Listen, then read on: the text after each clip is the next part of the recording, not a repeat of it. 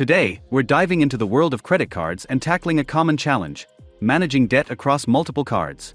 Juggling multiple cards with varying balances and interest rates can feel overwhelming. But fear not, there are strategies to help you gain control and conquer that credit card chaos. Juggling multiple credit cards can feel like wrestling a multi-headed dragon. Each card represents a portion of your debt, and keeping track of balances, interest rates, and minimum payments can be a constant source of stress. But beyond the immediate headache, there are significant long-term consequences of neglecting to manage debt across multiple cards. Here's why taking control is crucial for your financial well-being. The interest rate monster. Credit cards are notorious for their high annual percentage rates, APR. This essentially means you're paying extra just for the privilege of borrowing money. When you carry a balance on multiple cards, each with its own potentially high APR, the interest charges can quickly spiral out of control. Imagine this: you might be making minimum payments on each card, feeling like you're making progress. But a significant portion of that payment might be going towards interest, barely touching the actual principal balance. This can trap you in a cycle of debt, making it incredibly difficult to ever get ahead. The minimum payment trap. Minimum payments might seem manageable at first glance. But there's a hidden danger lurking beneath the surface. Minimum payments are often calculated to cover mostly the interest accrued on your balance, with a very small portion going toward the actual principal amount. This means it can take years or even decades to pay off your debt if you only make minimum payments on multiple cards.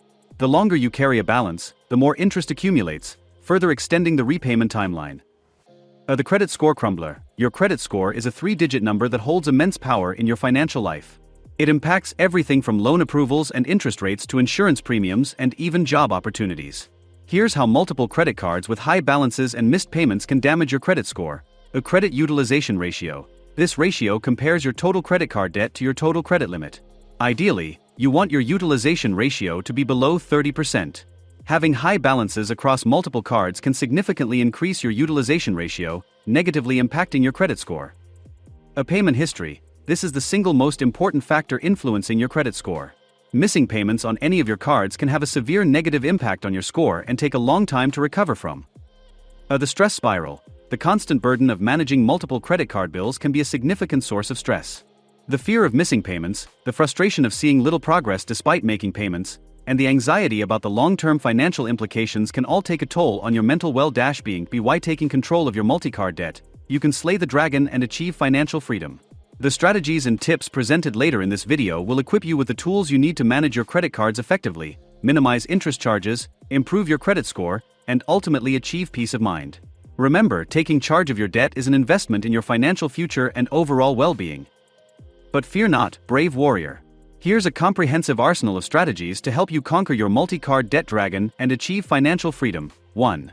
Gather your forces. Information is power. The first step is to gather all your credit card statements and wield the power of information. Here's what you need to do. Create a master list. Consolidate all your credit card information into a single, organized list. Include details like card name, issuer, current balance, interest rate, minimum payment due date, and any late fees or penalties.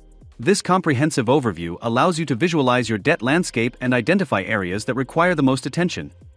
Prioritize your targets. Analyze your interest rates. Typically, cards with higher interest rates should be tackled first, as they accrue interest charges faster. However, you might also consider tackling a card with a lower balance first for a quick win and a motivational boost. We'll discuss different prioritization strategies later. Point 2. Secure the minimum payment perimeter. Missing payments is detrimental to your credit score and can incur additional late fees. Here's how to ensure you never miss a minimum payment. Set calendar reminders. Schedule recurring alerts on your calendar or phone for each card's minimum payment due date. This simple step can prevent accidental missed payments. Explore autopay options. Consider setting up automatic payments for at least the minimum amount on each card. This ensures timely payments and avoids the risk of human error. Point 3. Craft your budgetary weapon. A well-crafted budget is your key weapon in the fight against debt. Here's how to create a budget that empowers your debt repayment strategy. Track your income and expenses. List all your income sources, salary, side hustles, etc., and essential expenses, rent, utilities, groceries, etc. This helps you understand your cash flow and identify areas where you can potentially cut back. Allocate debt repayment funds. Dedicate a specific portion of your income towards debt repayment. Prioritize allocating more funds toward the cards you identified in your master list. Remember, every extra dollar you put toward your debt reduces the principal balance faster. Review and adjust. Your budget is a living document. Regularly review your spending habits and adjust your budget allocations as needed. Point 4. Advanced strategies for accelerated debt repayment. Ready to step up your debt repayment game? Here are some advanced strategies to consider. The avalanche approach. This strategy focuses on paying down the card with the highest interest rate first, regardless of the balance. By doing this, you minimize the total interest you pay over time. Let's say you have a card with a balance of $2,000 and a 20% APR, and another card with a balance of $1,000 and a 15% APR. The avalanche approach would prioritize paying down the card with the higher interest rate, 20% APR first, even though the balance is lower. The snowball approach. This strategy focuses on paying down the card with the smallest balance first, regardless of the interest rate. The idea is that seeing a card paid off completely can be a strong motivator and provide a sense of accomplishment, keeping you on track. Following the previous example, you would prioritize paying down the card with a $1,000 balance first, even though it has a lower interest rate. The balance transfer gambit. This strategy involves transferring your existing balances to a new card with a 0% introductory APR, annual percentage rate, on balance transfers. This allows you to focus on paying down the principal amount without accruing additional interest for a limited period, typically 12 to 18 months. However, remember that this is a temporary solution. It's crucial to have the plan to pay off the balance before the introductory period ends to avoid high interest charges on the remaining balance. Remember, there's no one-size-fits-all approach. Experiment with different strategies and find what works best for you. Here are some additional tips. Negotiate lower interest rates. Contact your card issuers and explain your commitment to paying off your debt. They might be willing to lower your interest rate, especially if you have a good payment history. Seek help if needed. If you're struggling to manage your debt on your own, don't hesitate to seek help from a credit counselor or financial advisor. They can provide personalized guidance and support to develop a debt repayment plan.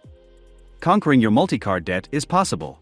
By taking control, implementing these strategies, and staying committed, you can break free from the cycle of debt and achieve financial freedom.